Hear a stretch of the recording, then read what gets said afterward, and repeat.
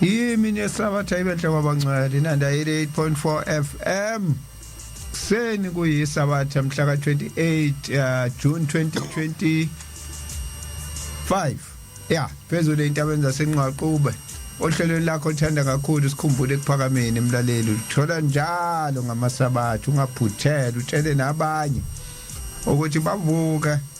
balalele njalo nje emva kwesiguqo. Hawu sika 4 uzobusa usizwe. Siyabingelela ke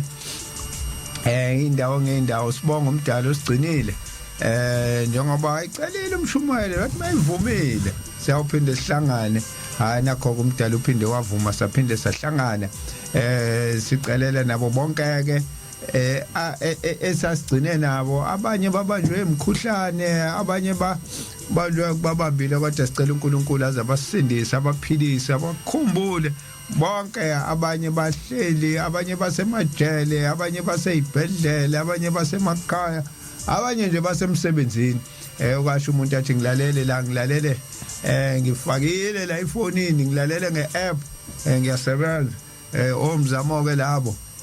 abake besemsebenzini uze bethi balalele khona besemsebenzini siyabonga kakhulu ukubona uNkulunkulu aze bakhumbule. Khumbula ke mlaleli ukuthi inanda 88.4 FM iyatholakala kwi-app ethi Nanda FM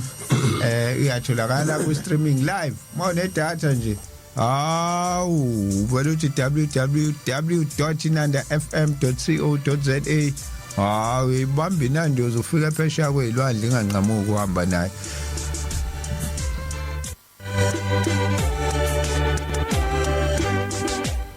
Phinde ukhumbule emlaleli siyatholakala enkundleni zokuxhumana sikhona ku Facebook page Inanda updates uzosithola khona Nanda FM updates uzosithola khona uzosithola ku sikhumbule kuphakameni 1910 1976 uzithole ku WhatsApp la uzokwazi ukuthumela khona umyalezo uthi 0687649969 0687649969 uzokwazi ukuthi usithole lapho. Sicela sibingelele studio ngibingelela kumshumayeli ngibingelela kumfundisi ngibingelela ku Canon SA sonke nobhowethu umdidiyeli wohlelo ngicela sibingelele. Thabo mfowethu ngiyabonga nawe ngiyakubingelela nomfundisi naye kusonke inobho umlaleli olalele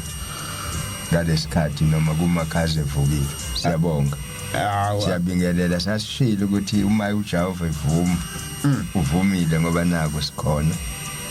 siyabonga sithi ke imminenhle yesabatha kubo bonke abalaleli. Amen mshumayeli.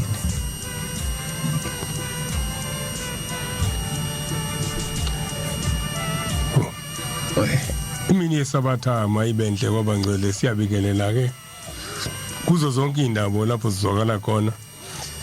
ngalolu suku sizokhuluma indaba kaNkuluNkulu nabantu bakhe. Amen. Amen. Sekuyo imvuselelo isabatha leli impela elemvuselelo sisho njalo isihloko sethu sathi imvuselelo isabatha lemvuselelo ngobe lokugcina kuJune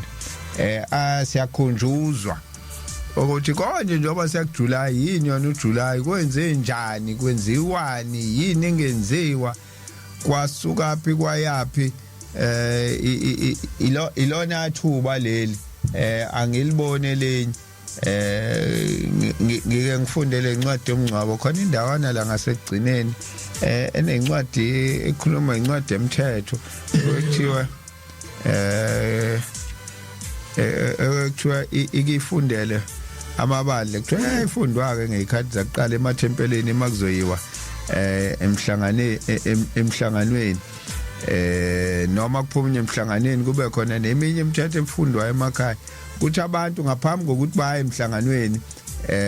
kushuthi njengoba bekuyisabatha edlule nje mhlambe nangalela njengoba besenza la emhlanganweni emsakazweni bayakhunjuzwa ukuthi hayibo njengoba kiwa lapha ya ini yenziwa kanje ini yenze kanje kuyiphathwa kanje emhlanganweni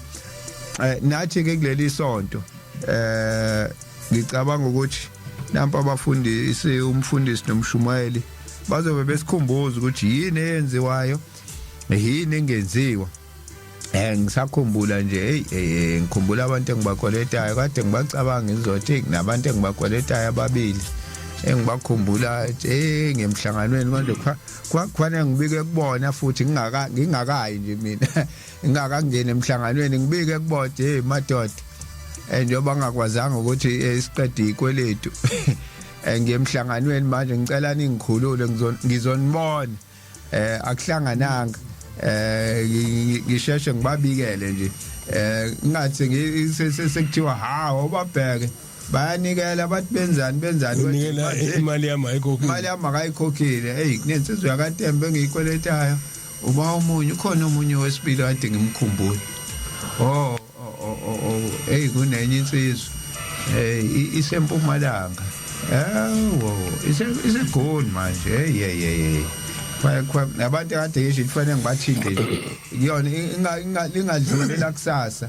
ngingabathintile ngoba ngizoze ngikhohle ukuzama ukukhumbula okunye uthi konje kupho okunye kuthiwa ngesikhathi sokuthi uhlambuluke makuzofika ikhathi zomhlangano ukhumbule nje ukuhlambuluka ukuze uzongena kahle emhlanganweni uhlambulukile nomuntu ongathi ubushe ukuthi ungazwani naye hayi uzama ukulungisa manga ukuthi uyena ungavumi hayi kusala kuyena konke lokho kodwa wena ukwazile ukuthi hayi ngoba ngemhlanganweni ngingaze ngithi ngemhlanganweni izinto zami zangalunga kanti inkinga ikumina ayikho uNkulunkulu mina nje onenkinga ngithwala inkinga ngaya nayo ngabuya nayo nebekufanele ngiyishiye isali mfundisi hayi sengisho ngikukhumbula nami nje ngiyakhuluma kwavele kwavuka izami okay cha ake sibonge sibingelele siyoba omakoti siye emzini umakoti ke mengene emzini unendlela angena ngayo ndokuthiwa kuyongena umhlangano oba ngenyanga kaJulayi oba ngenyanga eUjulayi kamlayo siyoba omakoti inkinga ke yokuba omakoti kwethu la akuzofana nomakoti wenyama oye kukikizwe mengena ahlangabeze la siyakhona siyoba umakoti khona asibabona abakikizayo kodwa bona babuka yonke into njengoba ekhuluma nje uThabo ukuthi kufanele kube sikususile konke kuzodala sibe umakoti abangaphelele ukuthi masingena sithi mdedela ngene sizobe siwuzulu ongazuli yini ngoba uma siwuzulu ozulayo asizolifanele izulu angazi noma ngikhuluma kahle yini mdedela ngene nanga uzulu inhloso kaZulu yokuthezela ukuzongena ezulwini ezulwini la sofica khona umkhonyana lapha umoya uNkulunkulu thina sizoba omakoti siyinyama njengoba soba omakoti siyinyama abafundisi namakhono abangena lapha ekuletheni inyama bese bayakholwa engeneni kwethu kuzobe kukhona abantu la abafelokazi abazoqhama ngesikhathi sesingena ukuthi abafelokazi lapho abanjani lapho abazothi mebengena afu umkhonyana abulawe iphunga abangena nalo uzothi mefu umkhonyana masebengena ngaphakathi bazongena sebeshintshile sebezintandane bengena lutho ingakho ke kuyaye ukuthi makuzongena umhlangano noma bekuye ukuthi ngoba angicathi abaningi abasakwenzi lokho abantu balulekwe emathempeleni abashumayeli kuhambele nabavangeli beyoluleka kungangeni umhlangano kufanele bafike babuka abavangeli ukuthi bangaka abantu abahleli ngaphandle kwethempeli ukusondela July manje abantu kufuna bonke bangene ngaphakathi ngaphambi kokuthi kungene inkonzo yesabatha ngo9 umsebenzi kamvangeli ubuka ukuthi bangaka abantu abahleli ngaphandle ukuze awureporta umfundisi ethempelini elithile ngifike kunabantu abangaphezulu ka6 bahleli ngaphandle kuze uJuly ebese umfundisi ubhekile into boneni umsebenzi kamvangeli njalo lo sithi umvangeli hayi ngibhekile omunye wenza ukuthi umfundisi sefuna incwadi yomthetho balungisela uJuly lo ngamhlambulula lo ngamhlambulula ngene ngaphakathi ethempelini azovuma ukona kwakhe ukuze abe nelungelo lokungena ngoba phela siyakumkhonyana onothando noxolo kuthiwa unothando umkhulu lesiyakuyena umkhonyana wethu siyoba umakoti usezobuyele emva umvangeli afike umvangeli ngesikhathi sosondela umhlangano akahlali inkonzo yasemini neyasekuseni neyasemini endaweni eyodwa uyahamba uhambe ebheka ukuthi kwenze njani a report kumfundisi usezoqala ke abafake ke labantu ke okufanele ukuhlambuluka hlanjululo ebesiyelulekwa siya kuleyo nto ke zikhona ke izinto okufuna siyilungiselele kuzona kakhulu ukudla okudlayo ndoso ngena umhlangano uzodlani uma uzokwenza lokhu nalokhu izinto oyigcinayo uma uzogida kuzona zonke inhlelo inhlayisuthi uJamangweni amakhosazana uyalela umgidi bese uyalela ukuthi ke uma njengoba kuzongena kuzoba khona isimayo iziphi izinto wena ozodla isimayo ongazidli ngoba phela la kithi akufani nakwezinye indawo la kuvele kuthiwe nje khona wonke umuntu osenkonzweni umfundisi hambe ummukelise ukudla lokho kufuna indawo ehlambulukile kuzohlala kuyo ngoba kona ukudla okuphekwe ebhodweni incwadi yakho uzithini ithi ndidlile emakhaya ithi lo wayidlela kuthandayo ufuna ukuncisha omunye wamncisha ikhona incwadi yakhona la ngithi ba Korinte ba 11 uSamuel lapho iluleko zawo akufani ukudla kwakhona kufanele kufice indawo ehlambulukile wamuka udla indawo engahlambulukile susilimazile isidlo senkosi konke ke lokho izinto esiyalwa ngazo ukuthi kufanele siyiphathe kanjani ngaphambi kokuthi singene la size khona inhlanhla ke lento uNkulunkulu asiphe yona yemhlangano emithathu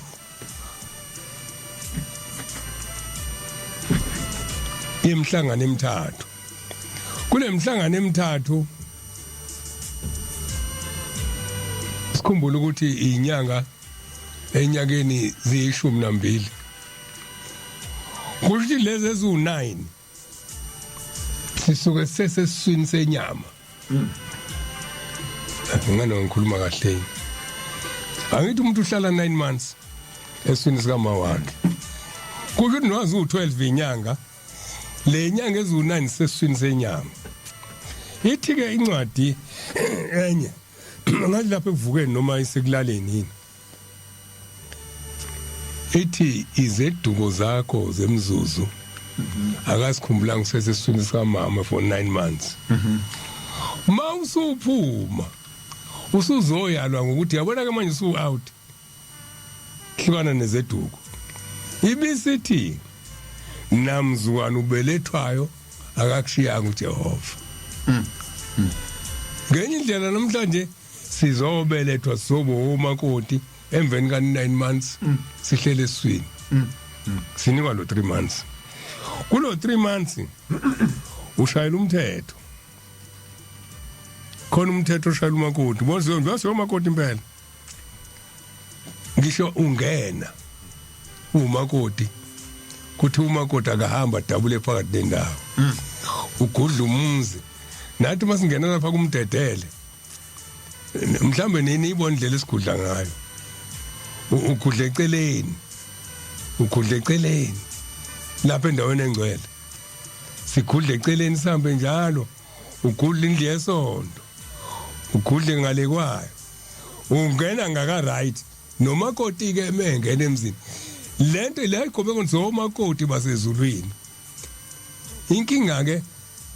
siwathwele namaxhama ethu ingakho mfundisi nangesabathu ungahlali umisa amadolo nje mosesontweni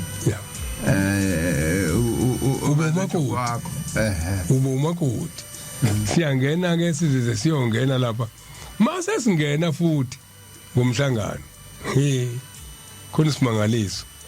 alikho isango lamadoda nelamakhosikazi mongena umhlangano ngenwa ndawonye ifike ihlukane phakathi amakhosazana endaweni yabo yini sonke size koyedwa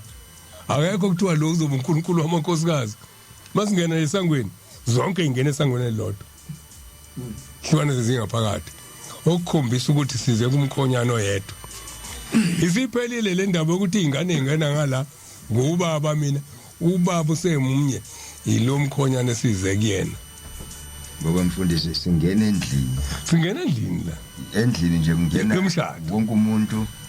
umuntu abesehlukana ngezilili njalo nje njalo la iseyililini ke sesihlukene sinjalo umbuzo ke osele uthi uma usufikile ngaphakathi uthe mungene endlini yesibusiso waya kumakhosazana ujamangweni wakujamangweni inhla isuthi yayikama mase niphuma ke la endlini yesifungo niyawulandela nilomgomo engene ngawo othi inkosazane makuthi la ihlala esipholi abayibona ngabantu lento engikhuluma ngayo inhla isuthi ihlala ekama sigcina angazi noma kwavuma yena noShembe noma zenzele nje ugcine sokuthiwa ingane hayi ngoba le ihlala yodwa kulungile ngahlala emadokodweni kodwa bongabukeki ngoba kugcine sokuma iphoyisa la kuqala isikhathi akufanele ushaye past 5 uma kuphuma inkonzo yantambama fanele inkosazana ibisise intombini kuma iphoyisa lapha ngoba kade waqala abantu bayithethi barobha uNkulunkulu abanye kwakuye ukuthi uma nomahlasweka inake leyo nto thina sikhule ngesikhashana lapho besiyibuka kakhulu into besikangile mugangile ukubuka nento wabantu uhleka amakhosazana mokwenzeka ihlelwe ngale ifaka ingubo eziningi ithatha inkehli le efakwayo eyigqumeke midlule ephoyiseni ngathi uzothini izothi hayi ngihambisela ingane yami ukudla ihamba ingadlile kanti yena qobo lwakhe ngoba bongavumelekile hayi mahlasana umbuyi ke leyo nto ngikhuluma ngemkhuba ngoba phela ngenhlanda ngikhulele esipholi bengiyibuka lento othi mefika la ihlala khona ngikhuluma ngemkhuba njalo ukuthi ngokomthetho kufanele inkosazana ihlale phi esipholi la ithe mingene eparadise ngesangeni lodwa ngena qede hamba ohlala namakhosazana ayibisalithuli ichama layo ngoba uma siyohlala nonini kuzokwenzeka njani mishayiseke enkehlini igcotshwe insoyi ngoba insoyi iyamafutha agcoba umuntu oseshadile enye yezinto sambothe idala ukuthi konakala izingane zethu ubonakale zitholakala sezikhulelwa zincane ngoba zilahlekelwa ingilozi egada amakhosazana ziyohlala engilozini egada obani omama mayithi umama ngisaya edrobheni ayenza uneni futhi igadi ingane akusona isibusiso la ekhaya ukuthi kutholakala inkosazane ibelethe ingane eziyichamele emhlanje akuvunyiwe lokho yonke into eyonakele einganeni zethu imvamisa yayo yonakala ezandleni zethu kuyakwenzeka sithi ingane zethu hayi akuyona ingane le ingcolile inje kodwa ubani otshale lembewu ubani otshale lembewu ibona ke labantu ababizwa ngokuthi ama orphan labo ngoba imbewu ewumthetho kaShembe ukuhlala emhlanganweni ayitshaliwe kubona esikhona sokutshala imbewu kaShembe batshala imbewu kaSathane lembewu kaSathane ke mayimila imila nokhula ngoba ayikho umhlakula kodwa mutshala imbewu yasezulwini kuphuma ingilosi ezohlakula ukhula iyalwazi ukhula ngakho ke izinto eziningi ezonakala lapha ngicanga ukuthi ubaba uMahlasi uzokhuluma ngokunye kodwa ngibe nenhlanhla abhovungana ngibe nenhlanhla yokuhlala mhlambe 10 to 11 years eSipoli u25 ngwazi yobunjalo bengiwenza nginenhlanhla futhi ku25 bengifike ngihlalela eduze kaMayibisi umphathi wentombi bengihlala eduze kwakhe kusho ngangacishe ngaba intombi impela ngahlala intombi ngihlala eduze kwakhe ngakutshela nje mese memeza abaphathi Julian Teta Helen Mngomezulu kumenyeza ngo25 kumaza amagama zonke intombi yeah uMayibisi yena nasenkhuleka igama lakhe kodwa kaShembe ngizokukhumbula igama lakhe unegama nami phela lesingisi liyangilibala nje wayebizwa ukuthi wakaShembe khona waseyibisini ngoba wakhokhela owazoba ingane kaShembe umunye umuntu wathi noma sengihleli la bonke okekani othembekile noElizabeth amagama abo uMantetho wakobo kaNtetho wayeleni Mngomezulu wakuwa Mngomezulu Paulina Hadebe bizwa yini Shabana intombi ziyamenyezwa sengikhohlwa lika Mamashi uthi kwakubani noma yena uMamashi ngeme ngathi webizwa ngathi yeah Mamashi ngeme angithi manje babizwa ngilalela bizwe register kubiza register ko25 sizokhuluma ke siyiqhube kodwa ngikhuluma ukuthi nje basobhake ungathi ungena uthi mdedele ungene mase kungaphakathi uye emakhosazaneni kuthi mase kufike lapha la sofanele gcine khona umthetho usuyahamba uyohlala noma mawusuyohlala noma kukhona ongezogoduka nakho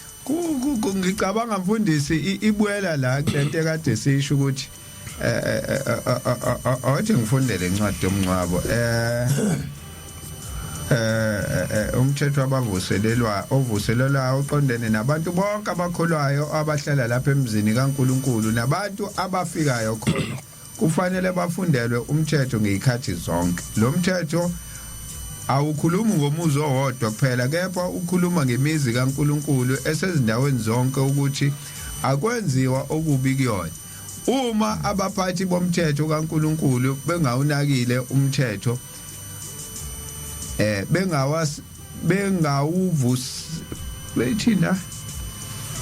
bengasawosekeli abantu abaphendukayo abantu abaphendukayo bazokwenza njani bazokwazi ngani umthetho uma kungakhulunywa ngawo na ngizogcina nje la ku number 3 iyabuza ke lencwadi ithi uma umthetho ungasafundwa abantu abafikayo bazowazi ngani na ngithi ibuyela lapho ke mfundisi ukuthi uyafika umuntu emhlanganweni akatshelwanga ethempelini njengoba usho nje ukuthi kwake kufika umvangeli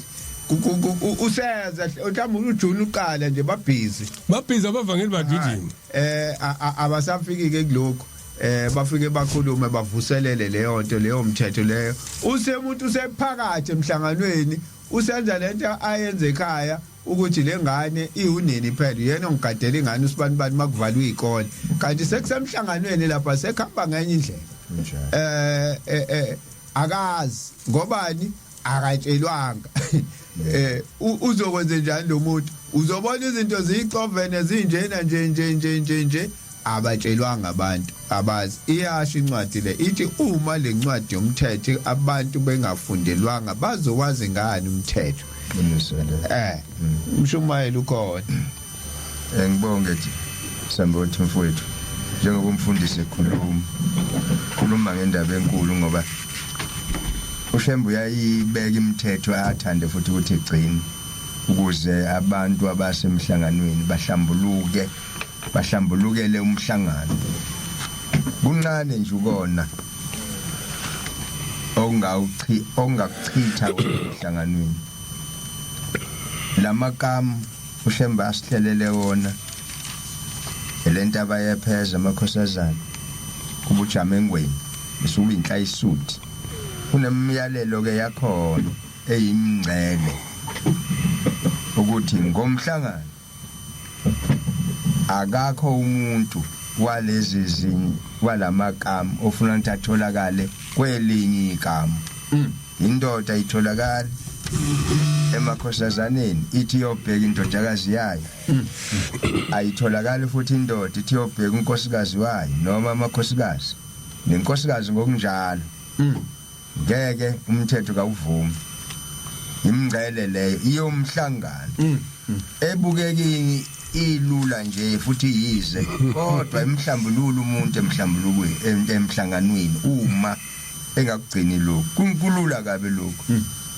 na ingane yami yakuyise ayivumelekile noyise akavumelekile ukuthi aye khona imithetho yobungcwele le Sambothi mfowethu okhuluma ngayo ukuthi ayifundelwe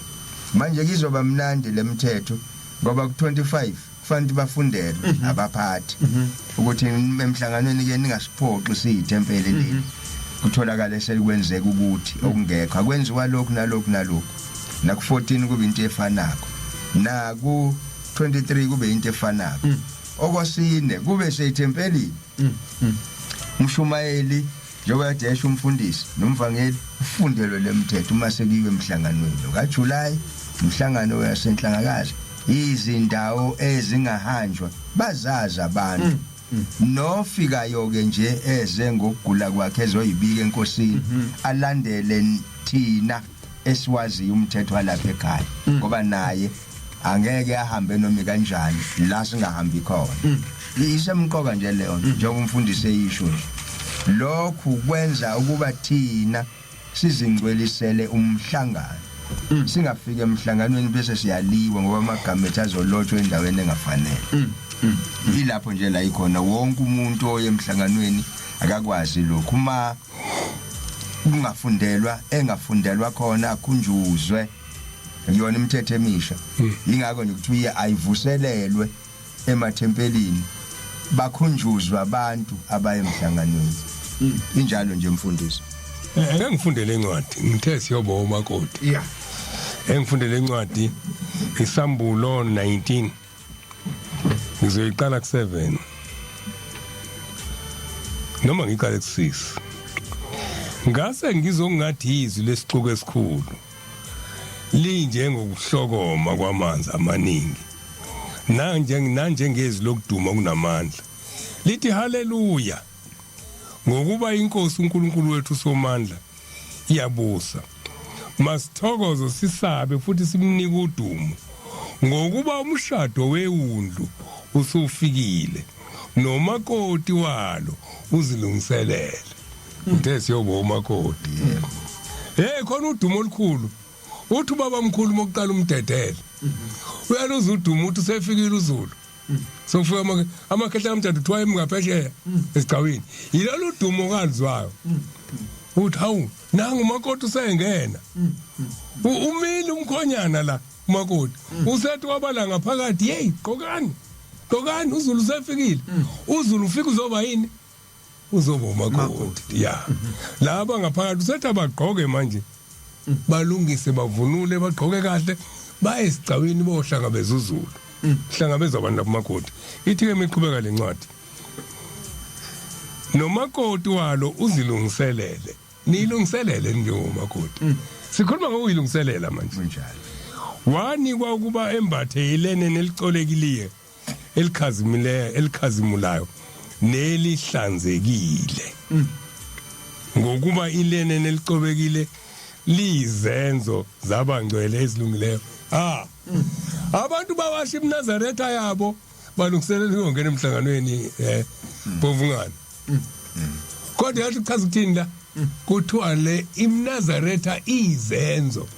uzowasha lo ublome ufake into zonke izinto zakhona kodwa kuthiwa usugqokile lo ugqoke emzimbeni kodwa ngabe lo ugqoke emphefumulweni ucolekile yini ucolwa yini ke wona ucolwa ukuhamba kahle kuthiwa lungisa ixhama lakho ixhama akukhulunywa ngezambozo lezenithungile nenze ngathi uJuly handicap emhlanganweni akukhulu uJuly handicap awube ngaphakathi kucoleka inhliziyo le ncwadi siluleka sisewomakoti siyongena asifundeke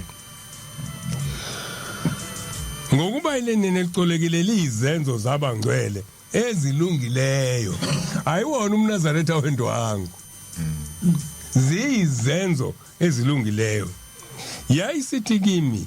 loba ukuthi babusisiwe laba bemenyelwe esidlweni somshado wehundla yayisithi kimi futhi lawo ngamazwi aqiniseleyo kaNkuluNkulu ngawa phansi phambi kweinyawo zayo ngakhuleka kuyo yayisithi kimi ungakwenzi lokho ngiyinceku kanye nawe kukhulunywa la ngengilosi ezosihlangabeza esangweni ukuthi hey sidla yilabo kwathi waphumani laba abahlangabeziwe baguqela laba athi ubhombela hambani sefikile uZulu bathi laba kwahleni hey ukhona umkhonyana ngaphakathi thina sinilandile la ungakwenzi lokho ngiyinceku kanye nawe bazalwane bakho abaphethe ubufakazi bukaJesu labantu yibona ababephethe itestimony ababephethe intshumayelo zonke abaphethe iprofesi abaphethe iprofeti wekaBhombela bahlangabeza abantu abazoba umakoti abazobatshela ukuthi kwathiwani ingani njoba ningene kwathiwani yokwenze njani abangakwenzanga kwenzekani kubona anoba sekhona nabantu abanjalo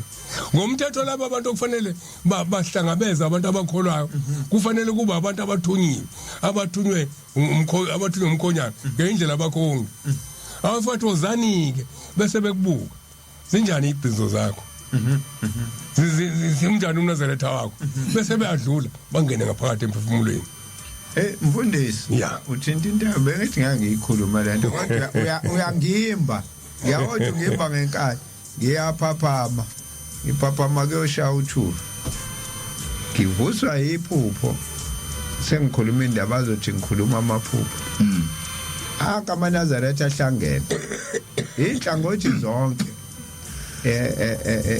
inhlansuthi nje futhi nje ayiningi kodwa nje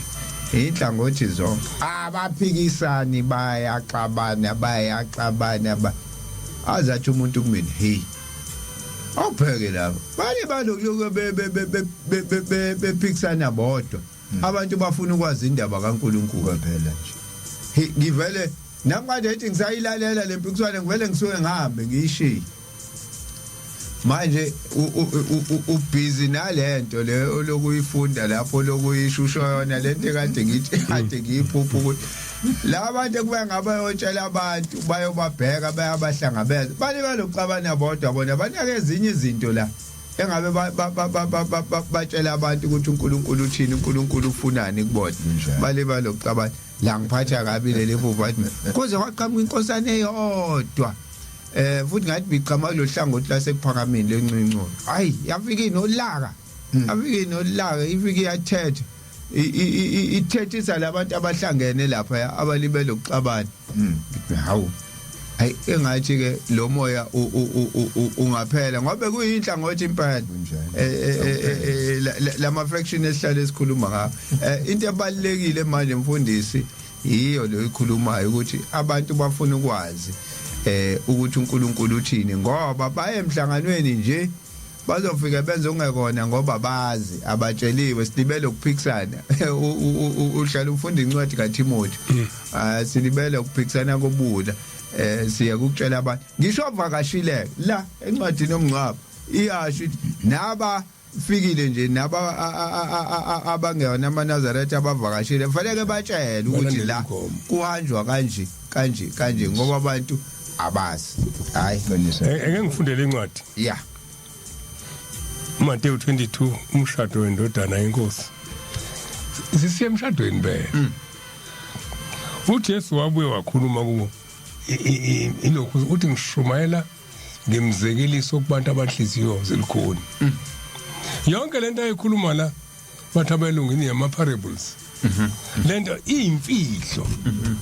le imfihlo kufanele ngomthetho ngabe siyayibuza ukuthi wayikhuluma hayi uyifunde nje kufanele ihlabelelo lezamaNazaretha akufuna uhlabelele nje sizwe ukuthi sithini kuwena asikhulume nawe nalezi zinto esiyifunde eBhayibhelini kufanele uzithi yithini kuwena uthi ke uJesu la 22 siqala eqaleni 1 to 4 uJesu wabuya wakhuluma kubo ngemzekeliso wathi umbuso wezulu ufaniswa nomuntu oyinkosi owenzele indodana yakhe umshado wathumela izinceku zakhe ukuba ziyobiza laba abamenyiwe emshadweni kodwa bavumanga uthi ke uBhombela mebonwa ibuyidide noma unkosikazi noma indoda yini phansi kwenhlangakazi esihambile uma kuunkosikazi walapha kaNgcobo phansi kwaseMantobela uma kuyindoda walapha phesheya esigidlini ubatshuze uma kuyindoda uma kuunkosikazi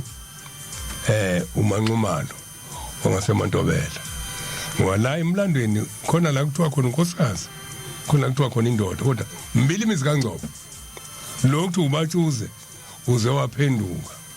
wayiNazaretha ngiyacabanga ukuthi uyena ngoba kade eyiluthela naye manje okuhlekisayo nalabo abangaphesheya bamaluthela bonke manje asazi kahle kodwa ubaba omkhulu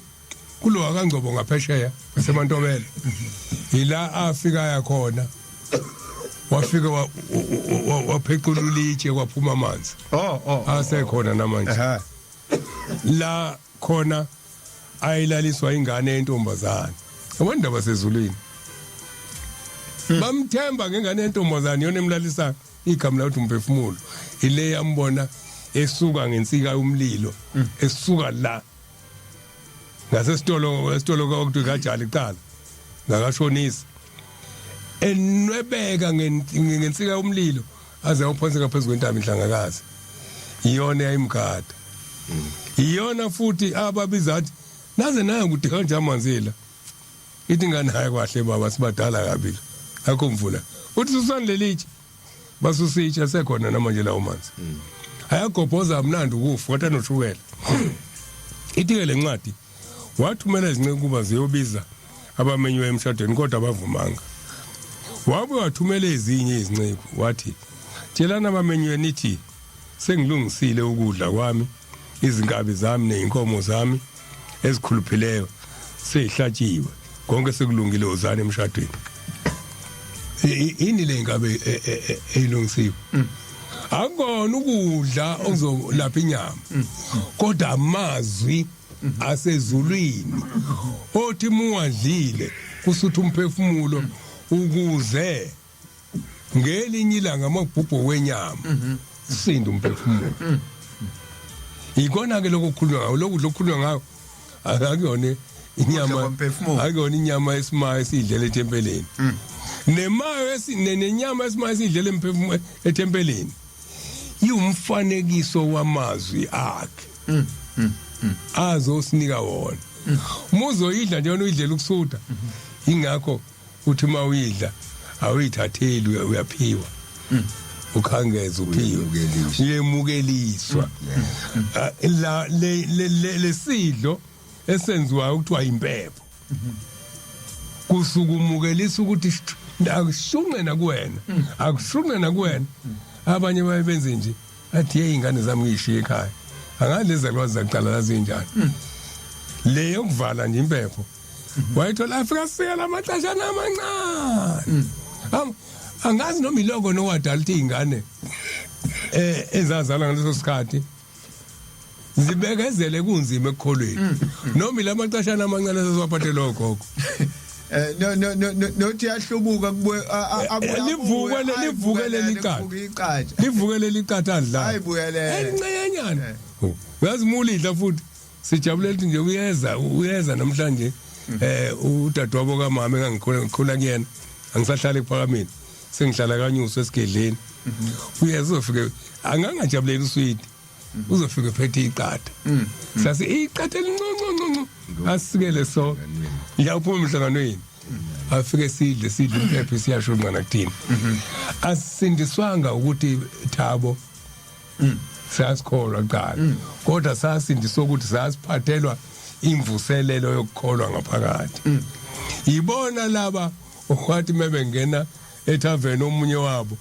wathi ubuka okhambeni wabona inkosi yavezwa ileli yakhambi siyabonga siyabuya u5 o'clock manje inanda 88.4 FM uhlelo lakho lo lemlalelo othanda kakhulu lithi sikhumbule kuphakameni kwinanda 88.4 FM njalo ngamasabatha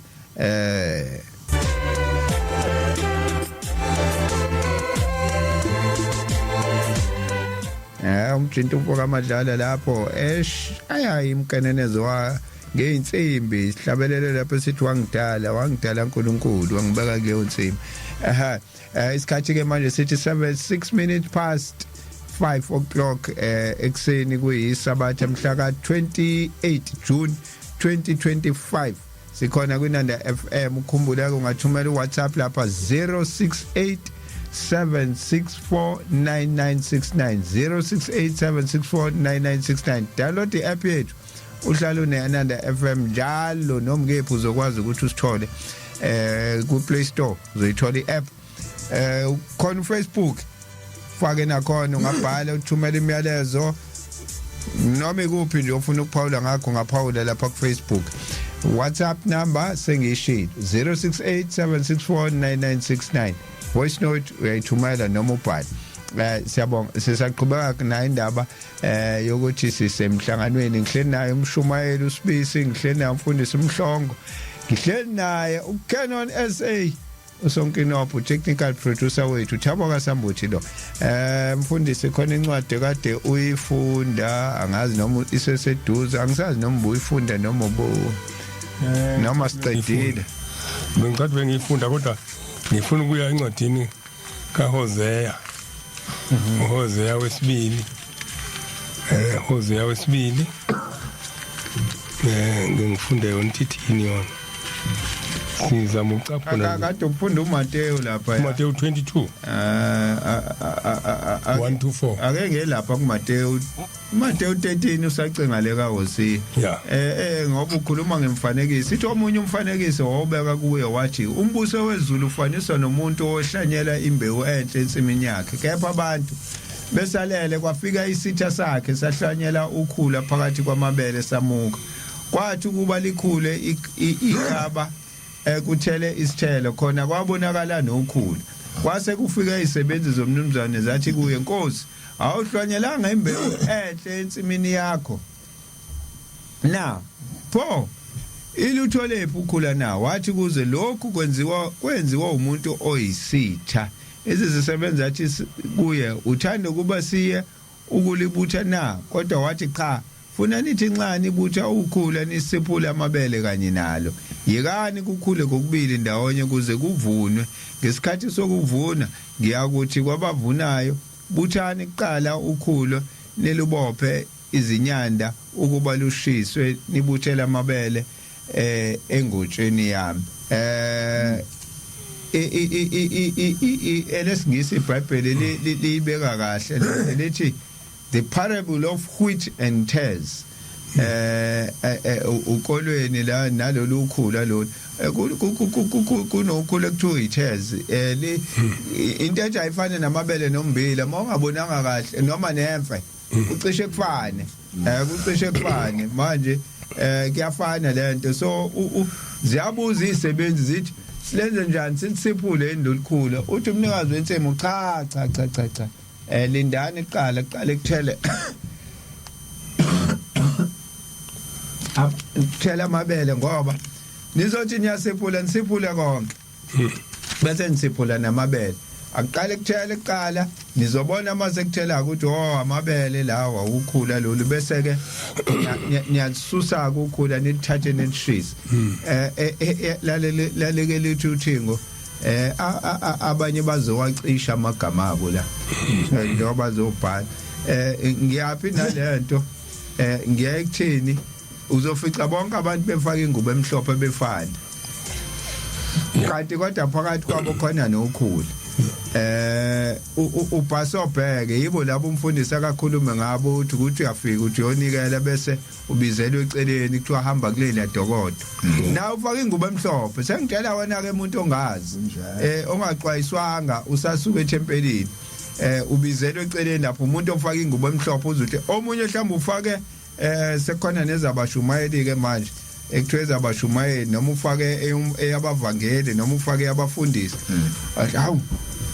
ngoba sengitshelwe uyena uthi uze endaweni yaNkulunkulu njoba kumhlangano nje uze eNkulunkulu uthi umfundisi siganile sonke esikulindele lapha ya isibusiso esoqhamuka ekupheleni kwalo mhlangano sisithole sonke kungabi ke sekuthiwa hayi laba bahamba baye emadokodweni bayapi sebeyabuthwa bona babekwe eceleni bayashiswa njengokhula lolu lushiswa ngoba ugcina ungasenzi lokho kaNkulunkulu usuwenze kwabantu angazi noma uyitholile incwadi yakho mfundisi ngitholile kaHosea bengisalinde yona le kaHosea sikhuluma ngomakoti ukuthi sobo umakoti Hosea lo 2 sizoyiqala ku19 mhlambe sesivale ku23 ithi ke ngiyakuzithathela wena ube ngumngami kuthiwa la uthando lwasimakade ngabantu akhuluna ngomakoti la khule ngoNkulunkulu ethanda ibandla ukhuluma ngabantu manje azobathatha uthi ngiyakuzithathela wena ube ngumngami kwaphakade ngizithathele wena ngokulunga ngobulungiswa ngomsa nangesihawu sihawukele sasonile sizona kodwa wangalahla thina wayesethi ayi labantu abami angibathathe ngumsa sethi ke meqhubeka ngiyazithathela wena ngokwethembeka futhi uyangimazi usimakade uyaveza manje ukuthi akakhulumi ngendaba athi uyazi indoda yakho indoda yakho bani usimakade uyamazi usimakade Jehova kuya ukuthi ngalolo suku ngiphendule ngiyakuphendula amazulu wona aphendule umhlaba kusho usimakade umhlaba uyakuphendula okusanhlamvu iwayini elisha namafutha amasha khona kuyakuphendula iJezereli kuthiwa ke umhlaba uyakuphendula okusanhlamvu iwayini elisha mokhuluma ngewayini elisha la akukhuluma ngewayini khona into eyisho abantu laba sibadlula behlele ethaveni bethe hey ngasiyela utshwala phuzwa isho njalo inkosi ithi eBhayibhela nolibhasopa omunye njalo mase ufuna ukwenza isono ushintsha amazwi awenza wakhe khona la kuthiwa khona uJesu wafika emshadweni wafika abantu benganamile kusho ukuthi utshwala babungekho bebhizi wayesethinta amanzi othinta amanzi aphenduka aba yiwayini amanzi ayekhulunywa lapho ayengabanamisa abantu ngokhulunywa ngamanzi ukuthi babephuza amanzi wayiningekho akushiwe iwayini lelidaka umuntu asangana kushiwa amazwi ayekhulunywa lapho ayengemnandi uthe emefika ngoba phela uhamba nonina iyagcwala lento unini usethi hayibo Nkosi engathi utshwala abanele le kumshado wayihlobo engathi utshwala abanele la uthi uJesu ungenaphi wena lapho ungenaphi kokwamana uneyifunde noncwadi ngokujwayelekile mesiya komalume uma uyathwala ungekho lutho ekhaya athwala lutho ithanga mhlawumbe athwala ilokhozi kusho ukuthi uyabona ukuthi hayibo la sifikile lo mshado kodwa alukho udumo kulomshado uthi kuJesu into edala ungenaphi kokwami kukhombisa ukuthi kwangewona umshado lo kamakoti nomkhonyane benyama kwakumshado kamakoti wasezulwini kwakuhlangenwe kakhulu ngendaba kaNkuluNkulu kodwa ngephutha ikhulunywa abantu abamlomo yabengcolile ayibadaka abantu ayingeni kubona usethi uJesu eyinika mina usebusisa amazwi aqhamuka kuyena amazwi aqhamuka kuyena basebethe kuthiwa abantu benze njani sebedakiwe bakhuluma izilimi izilimi abayikhuluma ngithi wayesebaphuzisa amazwi asezulwini base bekhuluma izilimi engazi ukuthi ezamaphi ingoba wayesekhuluma amazwi asezulwini badakwe kona abakhuluma izilimi ithi ke miqhubeka lencwadi ngiyasithathela yona ngokwethembeka futhi uyakumazi uSimakade kuyakuthi ngalolo suku ngiphendule ngiyakuphendula amazulu wona phendula umhlaba kusho uSimakade umhlaba uyakuphenduka okusanhlamvu iwayini elisha namafutha amasha mokuthiwa amafutha amasha la kukhulunywa ngamafutha avuthisa isibani lesibani okuthiwa asokhelwa sifakwe phansi kombhede kodwa sifakwe uthini akukhulunywa lalo ngesibani lesi esikhanyeni sawo kukhulunywa ngokuthi mawukhuluma amazwi kaNkuluNkulu angene kubantu iwona lawa isibani ukuhamba kwakho kuyisibani ngiyakuzitshalela wena ezweni ngihawukele ongahawukelwanga ngithi kwaba ngesibo abantu bami ningabantu bami bona bayakuthi uNkulunkulu wethu laba bangaziwa abantu bami la ingakho incwadi ithi la kuhleli khona uNkulunkulu la kuhlala khona izolo uthi yabona ke laba engicanga ukuthi nina ngibalahlile mase ngibuya kulomshado wendodana yomuntu labo bantu bona bayohlala phambili ngoba ngiyofaka iwayini lami amazwi uthi base ngiwafakile amazwi uyothona lo muntu kade engakholwa kodwa uyokhuluma amazwi asezulwini iyona le ncwadi bengifuna ukuyifunda manje siyabo Mshumayeli ngiyabona nawe lapho umgodla wakho isikhathi esingaze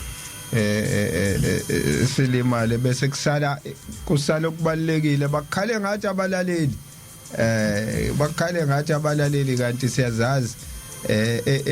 ezakho zanazo ukuthi ayi basuke sebeyilinde kabi kabi ngiyabonga Thabo mfowethu kodwa usufunda incwadi la ukuthi kutshaliwe kwamile jwayeleke lokho kwathi yiko lokusihlakula nje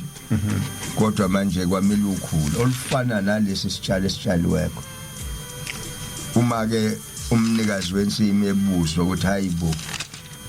nakho kuukhula khona kodwa sibone kahle thina sihlakula ukuthi sokwenze njani uma efika uthi nawo ngatshala mina imbewu yami la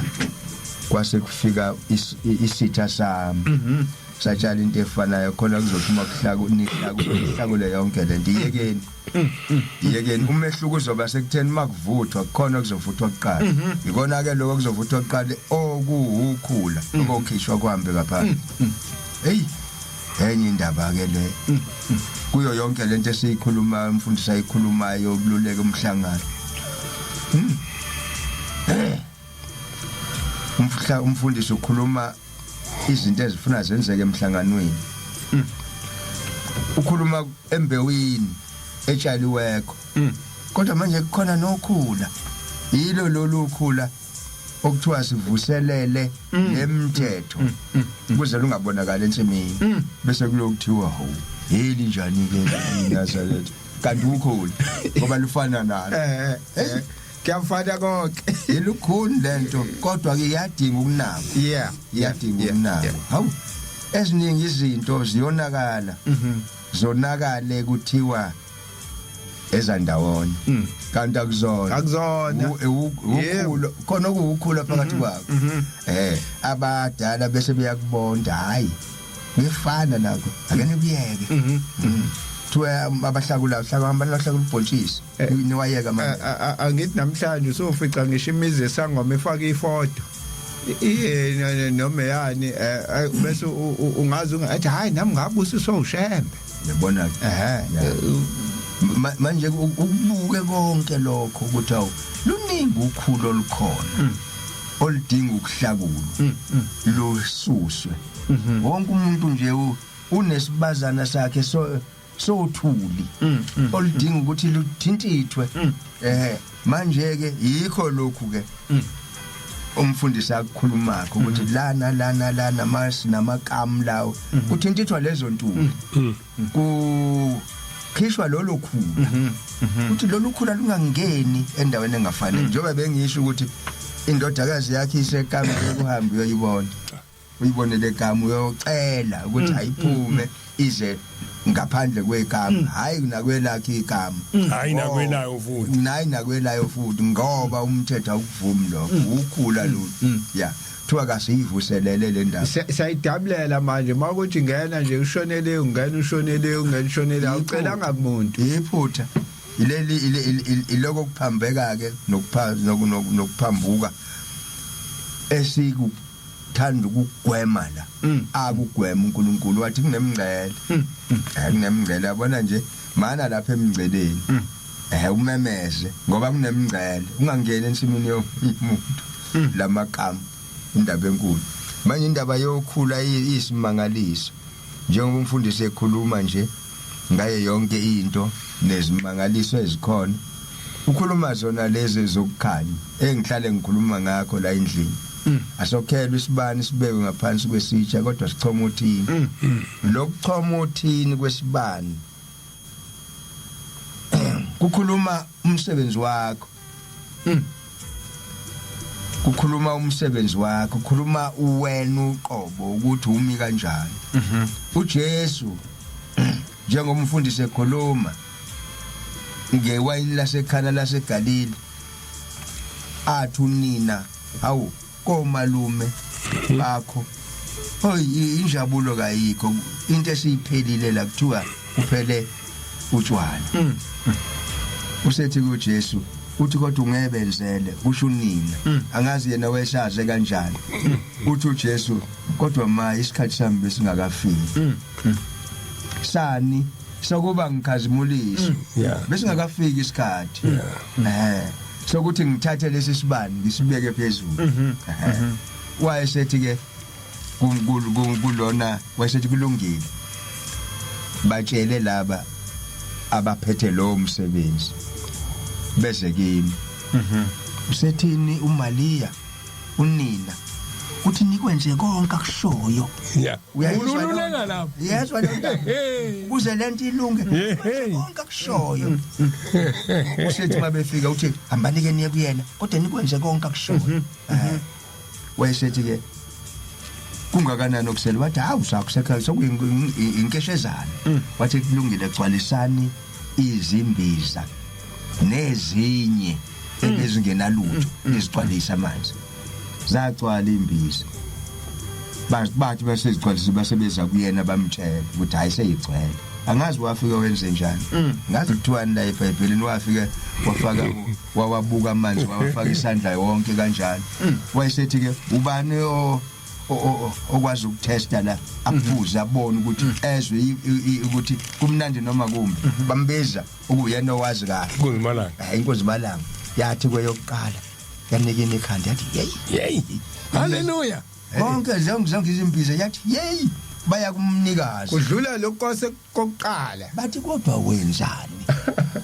usinikeze iwayini elimbi bese ukugcinakala ngelinto kangaka abantu silambe angazi abantu base bedumela abantu kubaqala abantu njengoba umfundisi kade banama bananyiswa yini bananyiswa yilento asebeyithola muva ya base beyaqala bayabuza ukuthi kanti bekwenze njani bathi hayi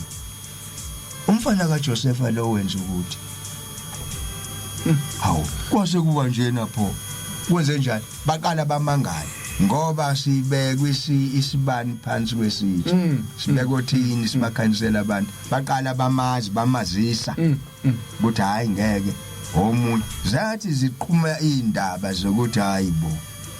usesukumisa isishosha ngapha basho wathi ufanele ungaphendula ngabe kwayini into engazange ivutshelwe ngamabele nani kodwa iphendula yaba ngaphezulu kwale ivutshelweko kwaba yiyona njengoba injalo angithi komuntu olaleleke manje Nanda FM usikhumbule kuphakameni uyathi ukuthi how sonke lesikhathi besingatshelwa ngani lokho eyizwa leyo njengako lokho okushoyo ukuthi bathi how iqiniso nithathi iwayini elimnandi nalibeka le senisinika manje sesivele sesisuthi manje suthi lona leli wayini elidala imakamuka leli elimnandi senze njani ke manje ithi indaba phela sasivalele ngekhathi sivalelwe sasinika iwayini elingenathesti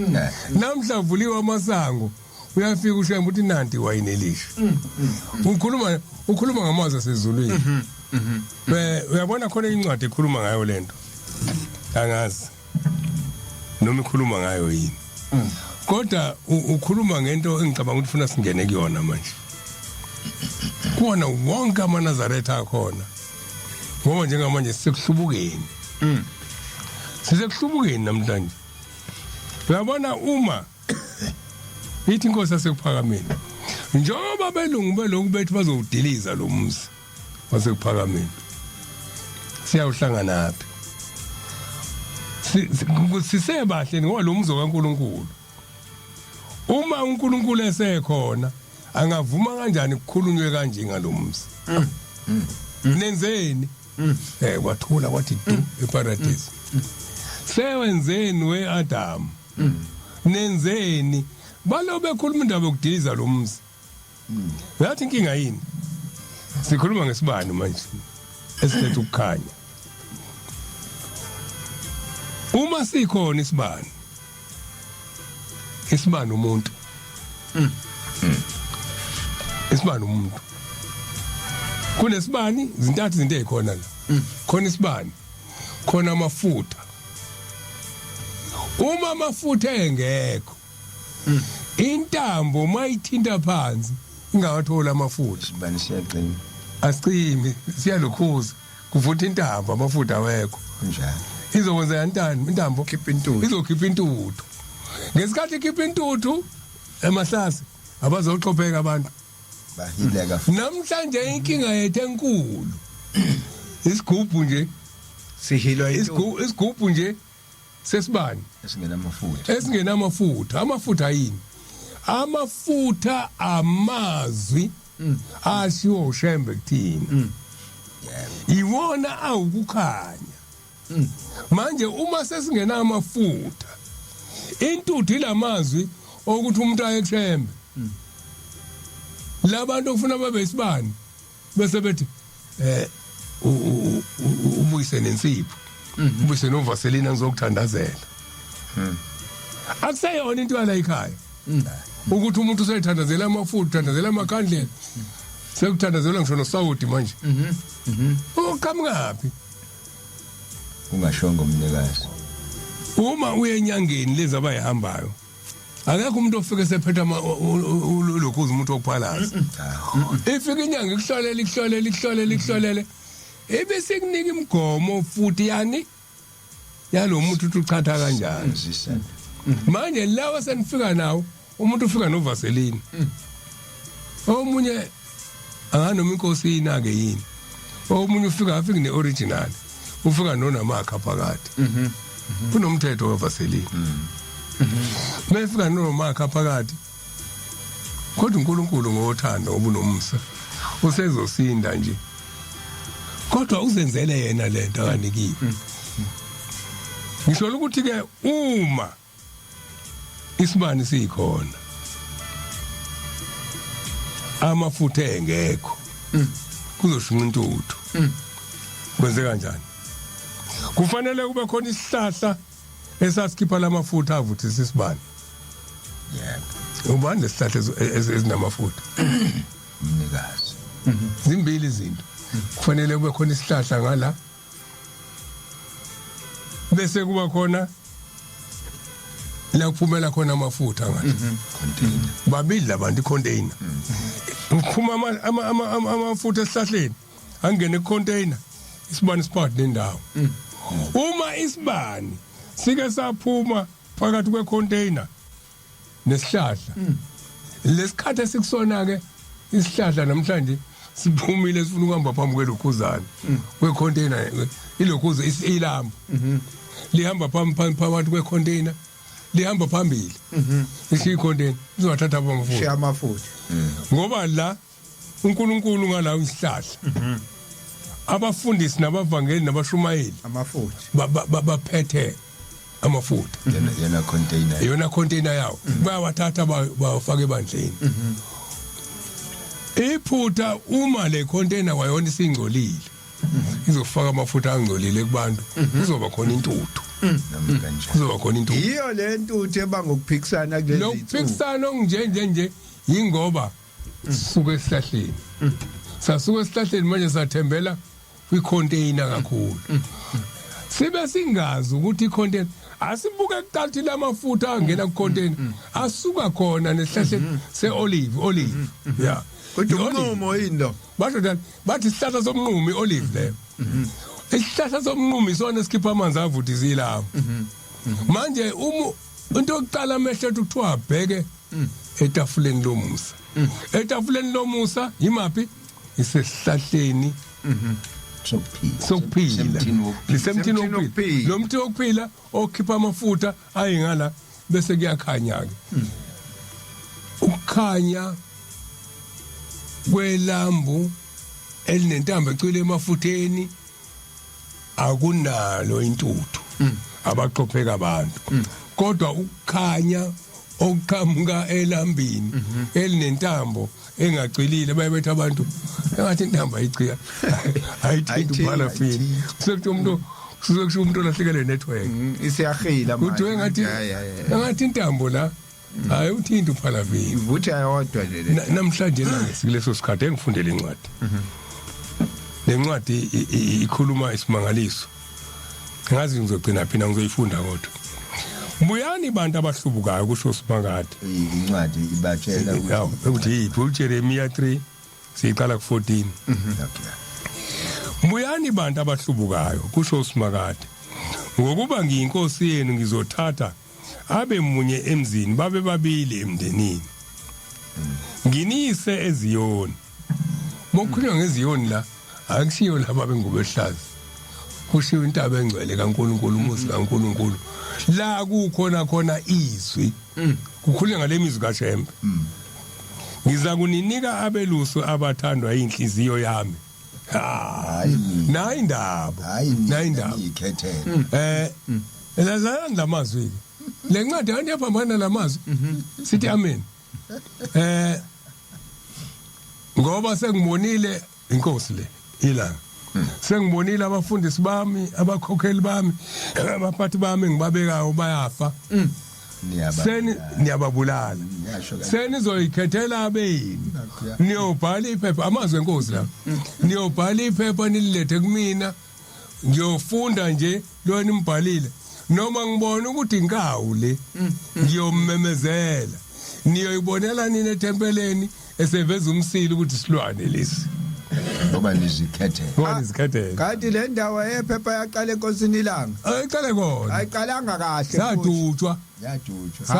kodwa kwathiwa iboneleni uthi ke noma ngibona ukuthi imfene noma ngibona inkawu uthi niyoyibonela nini etempeleni siveza umsili asiqhubeke nalencwadi lencwadi ikhuluma ngaleyo mazwi kuyothi lapho nanda futhi nichuma ezweni ngalezi nsuku usho simakade abasayokusho ukuthi umphongolo wesivumelwane sikaSimakade ayokungena enhlizweni abayucabanga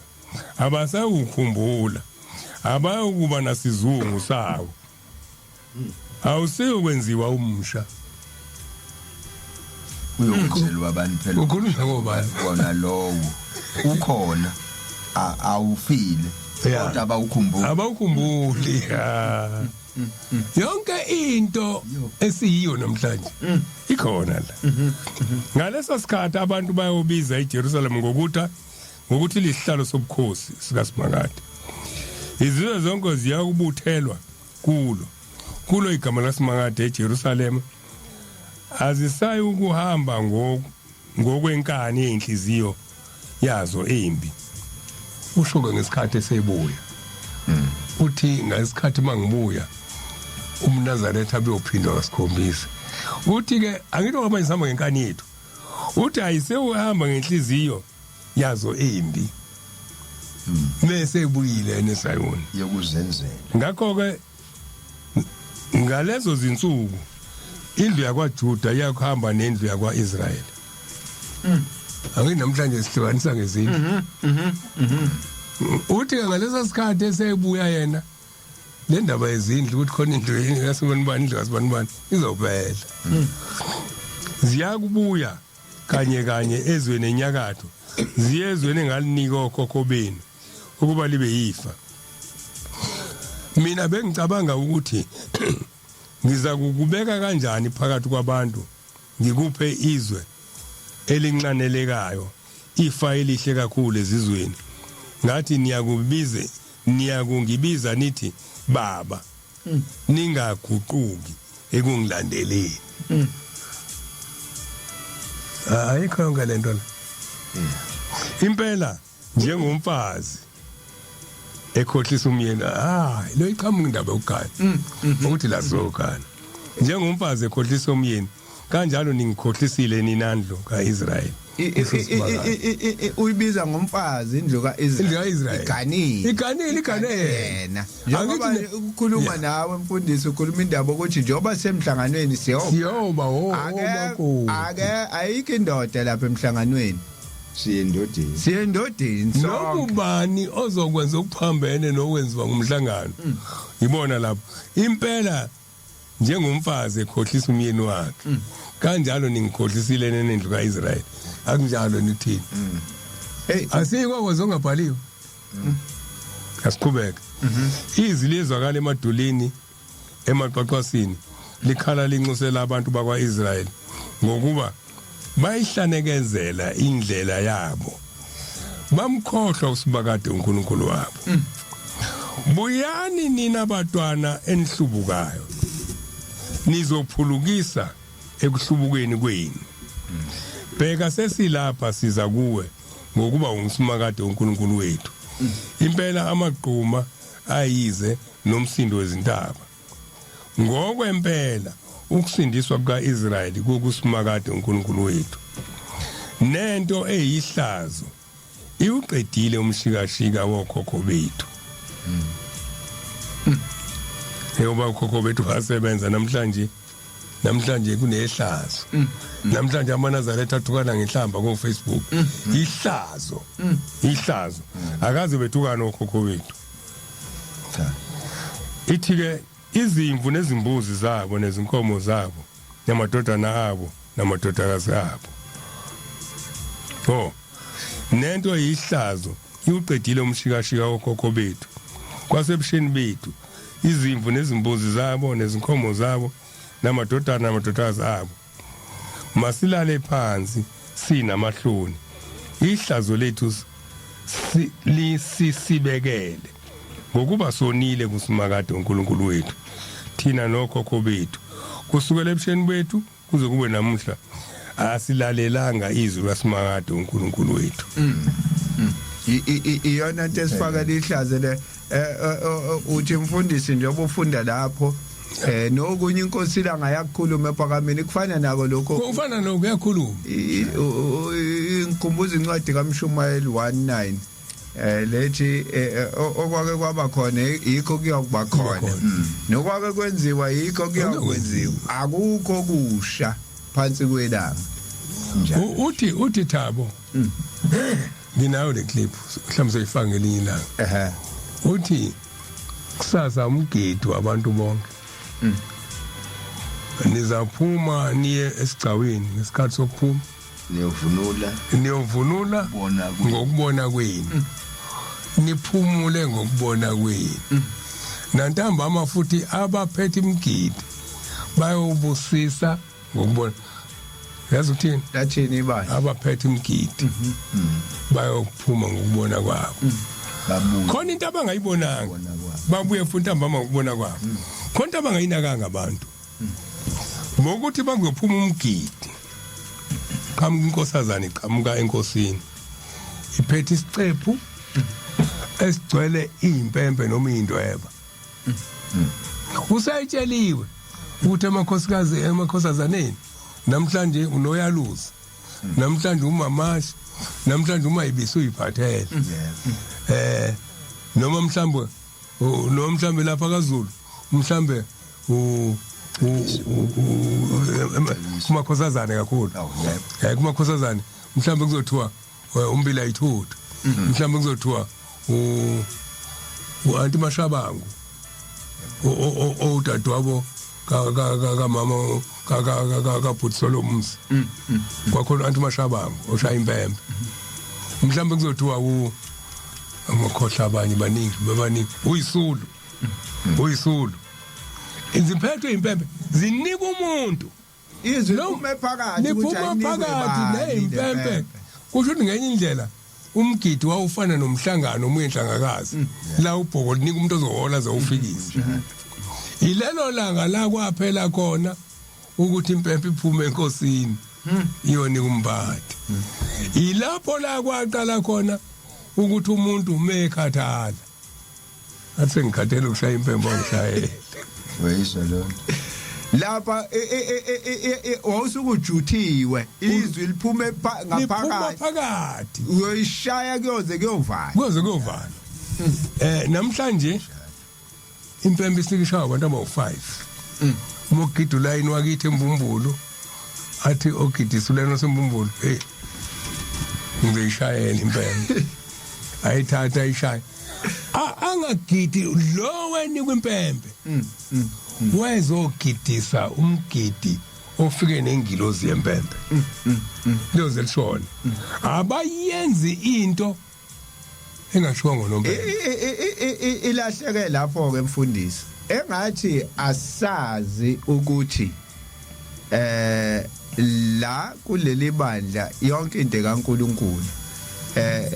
nami sengiyazenzela njoba sikhuluma nje la emsakazweni ingoba ithina sihlakaniphile noma siyazi noma sinjani sezikhohliwe ukuthi sasicelile sathi mayivumile kushuthi uyana futhi namazwi kukhona amazwi azowafaka nje ebesika noma singacabanga masiphuma endlini ukuthi siyothi ubungayicabanga ngento lokwempembe nje ubungacabanga angicabanga kodwa manje ngokuthi yena useyakufikisa ukuthi khona lo ngamboni athi ithi umehluko la Samboti asifani thina namaKristu asifani namaKristu khona incwadi ela la ekhuluma khona ngokuthi uNkulunkulu wayumyeni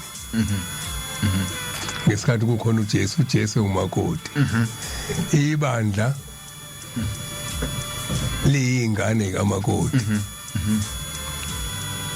ibandla kanye nabapristi bakhe babe yingane kamakoti uma uJesu esezohamba asiyiqonde le umndeni lo asiyiqonde le uyichaza uma uJesu esezohamba useyakhuluma uJesu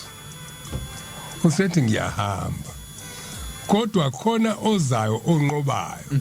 onqobayo oyo ugcina yonke 3:12 isambulo uthi konke manje umbuzo ke uthi yini edala abantu bangambona onqobayo akhuluma ngawo uthi uJesu ulo njalo uthi ke onqobayo angithi yena ufika wabo umakoti umakoti wasebona uNkulunkulu hayi man ngibulisa umuntu wawumakoti sokufuna manje ngoba yena ube umakoti kodwa abantu basemzini bamshintshisa imithetho yasegcekeni bathe bebona ubhizi ubelesele ngemithetho yasezulwini yegceke lami base bayambulala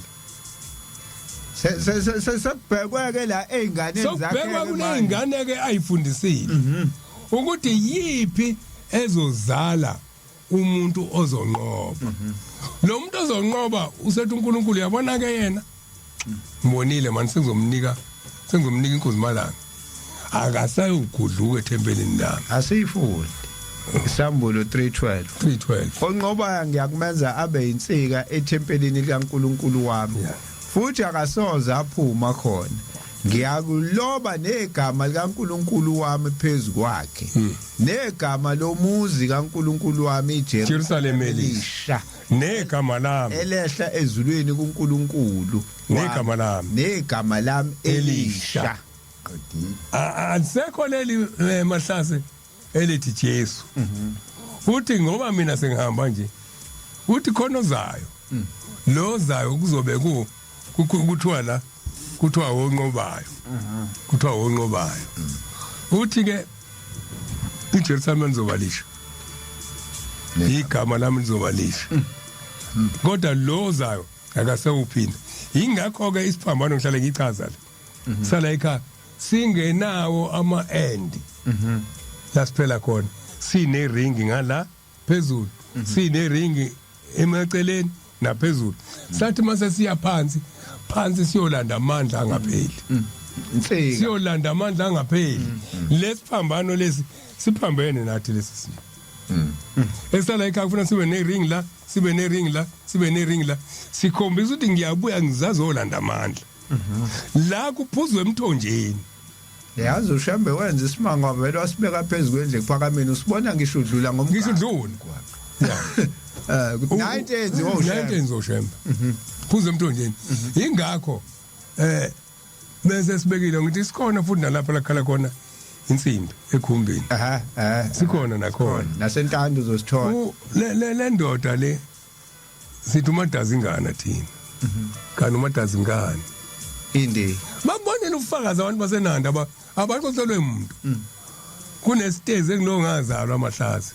umudlo la ngakathishwe ngakadubi enhlanzini angazi mhlawumbe usafunda nawe sakhiwa lesa sitezi se-face break nasi phezulu enhlanzini ngathi uyasibona uthi mesuka lo emotion hayi emotion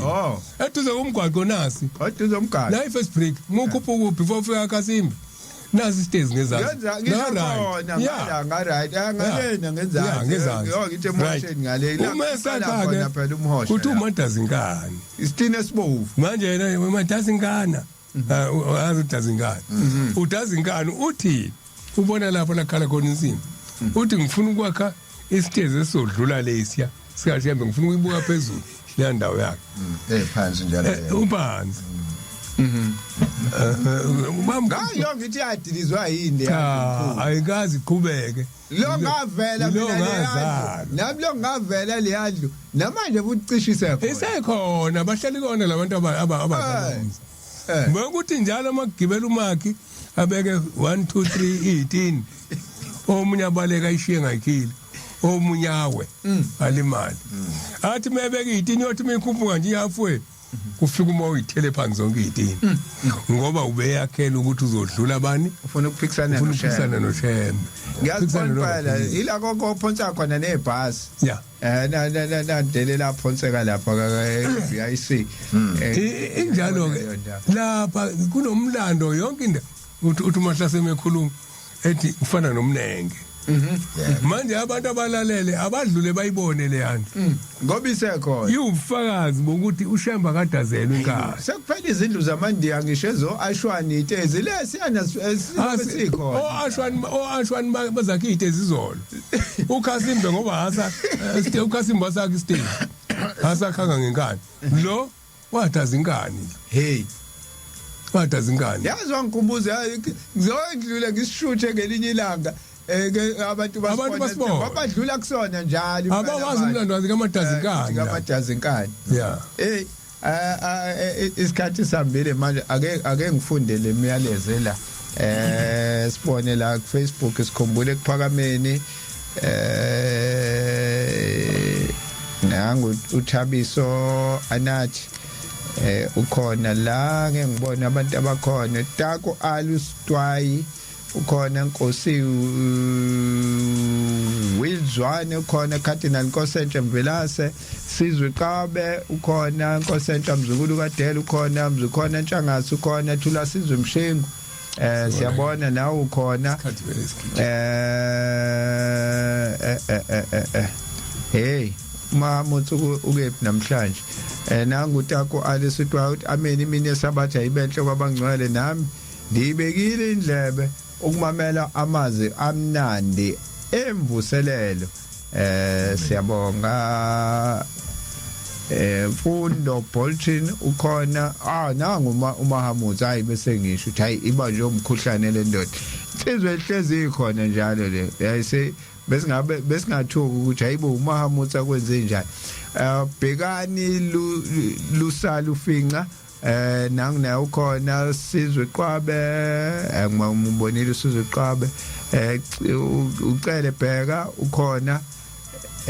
Nkosi vele zwini Mvulane naye ukhona noma Mhlongwane ukhona sengiya ku WhatsApp ke manje siqala ngayo impela ubabuhlongwane mina sabatha mayibe enhlo abangcwele inhlanhlathu uhlongwane uyifake nje ngosikangakungeni ngisho emoyeni 7 minutes past 7 minutes past 4 nje bekusadlala ingoma bese evukile ubabuhlongwane ngeke ngibone la ekune voice note naye inqaba ukuvuleka isanqaba ke voice note ake ngibheka abanye abakhona ayibo nayi ke liyavuleka ake sizwe ukuthi thini le voice note ake sizwe le voice note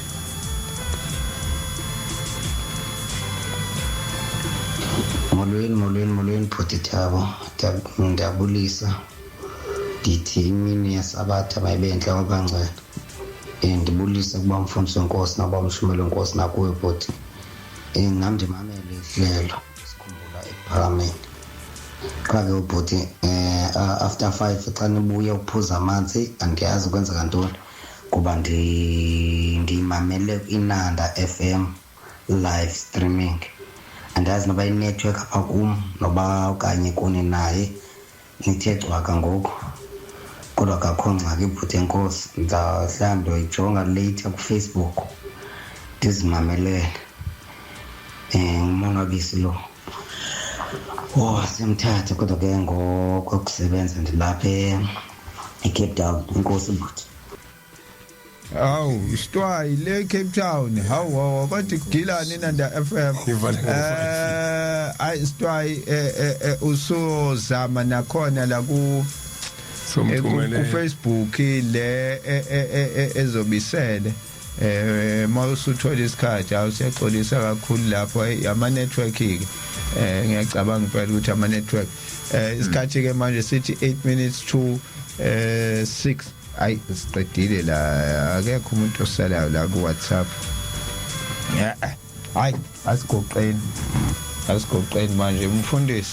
uthithele mahlasa umshumayeli kunye nje Thabo mfowethu umfundisi ukhuluma ngokuthi uShemba akaqanye akaolodelwa hayi indaba enkulu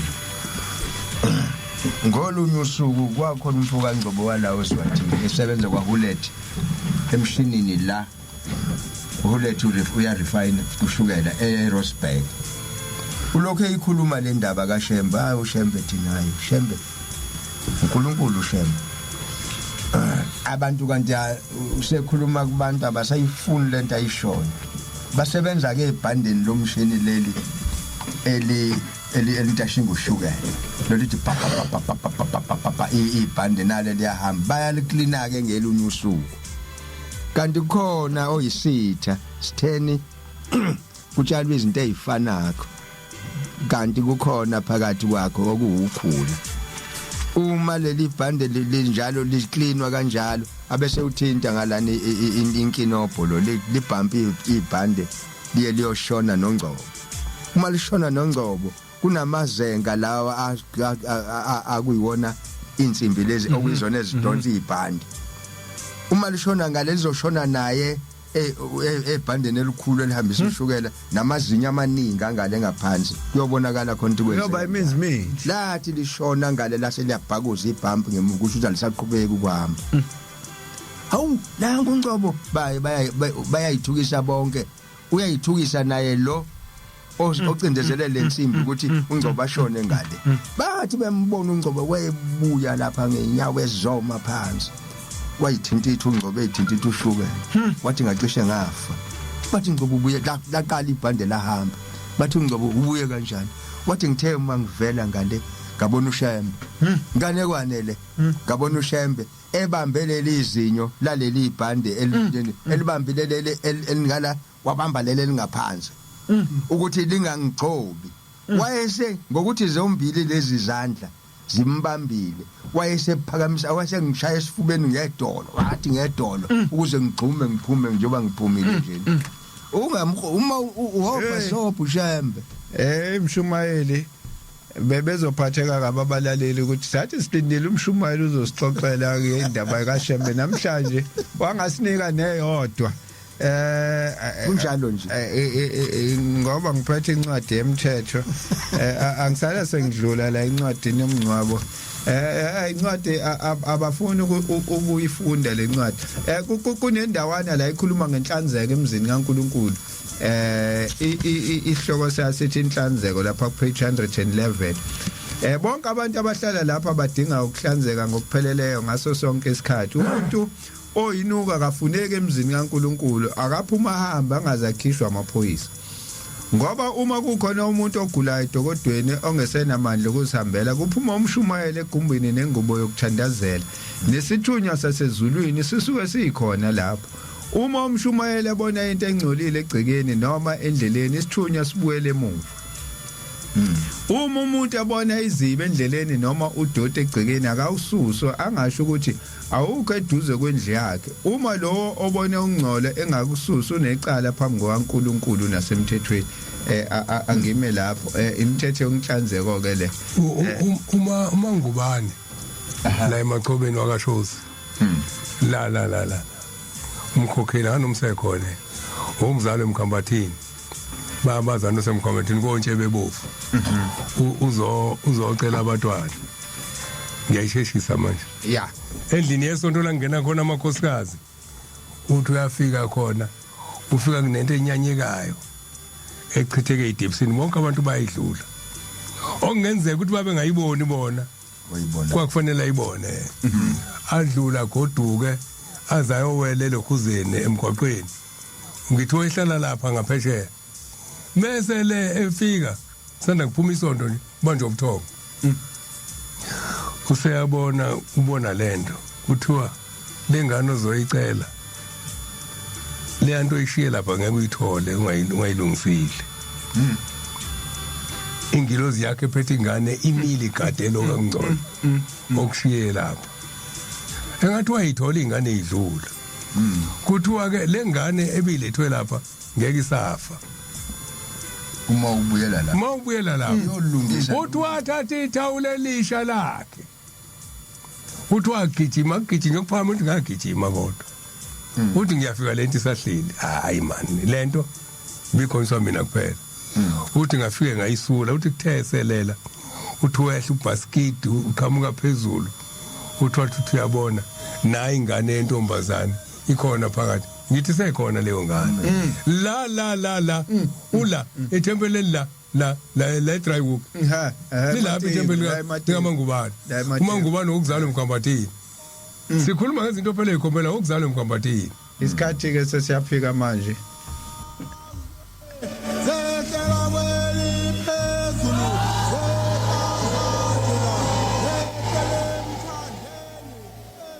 mayisishe impunga hayi ayikho into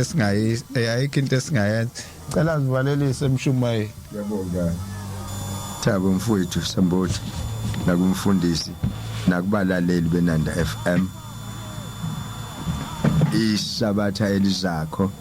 uma ujawuve vuma siyophinde sihlangane sibonane sixoxe ngeindaba zasezulwini nesibani lesi singuShembe sihlale sikhuluma ngaso esingadingi kuba sifakwe phansi kwetafula esidinga sibekwe phezulu kuba sibakhanyisele bonke abantu amen amen undi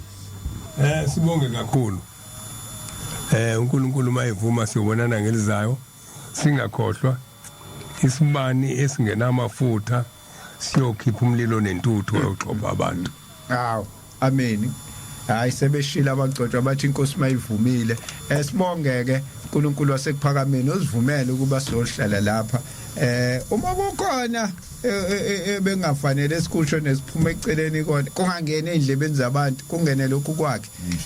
kusasa 9 to 12 asilungiseni Queen Rejoice Thaba Sambothi uTimbani nomfundisi Oliphant uzoqedela Law and Grace